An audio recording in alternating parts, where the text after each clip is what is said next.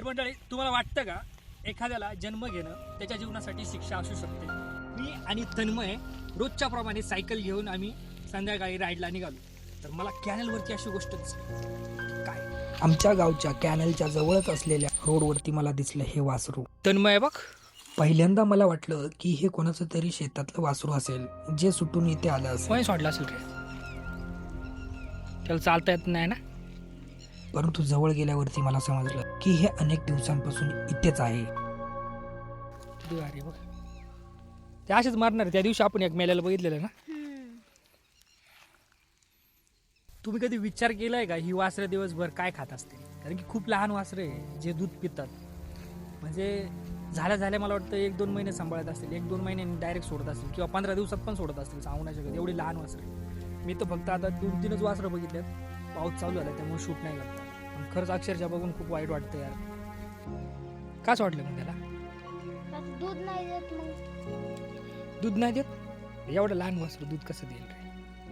नाही ते गोर आहे ना. गोरे. अच्छा. तर कसं आहे, दूध उत्पन्नासाठी आजकाल शेतकरी जर्शा गाया पाळतात. म्हणजे शक्यतो सगळीकडेच जर्शा गाया किंवा संकरित गाया पाळल्या जातात. आणि त्यांना जर नर वासरू झालं तर त्याचं काय करायचं, हा सगळ्यात मोठा मुद्दा असतो शेतकऱ्यांकडून. नर वासराला तितकं आर्थिक मूल्य मिळत नाही, कारण की नर वासरू दूध देऊ शकत नाही.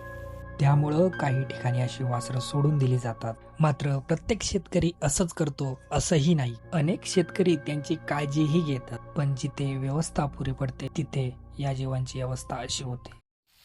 म्हणून अशी वासरं रस्त्यात कुठं एखाद्या खोंकाड ठिकाणी सोडली जातात. खोंकाड म्हणजे एखादा खंडार टाईप पकडा आणि अशा ठिकाणी सोडले जातात जिथे वाघ येण्याची शक्यता आहे. आणि वाघ येतो ॲक्च्युली गावापासून, काय गावाच्या वेशीचा तिथेच आहे.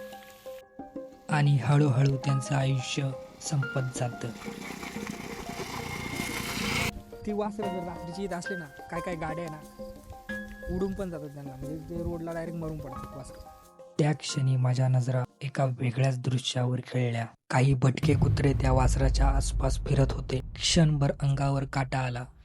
पण निसर्गाचे स्वतःचे नियम असतात. पण माणूस म्हणून या जीवांना अशा परिस्थितीत पोचू द्यायचं का, हा प्रश्न माझ्या मनातून काही जात नव्हता.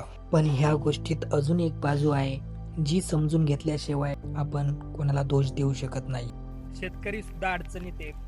दुधाचा बदलणारा दर, परत चारासाठी लागणारा खर्च, सगळ्या गोष्टीतून त्रस्त आहे. तर शेतकऱ्याला दोष देता येत नाही ह्या गोष्टी.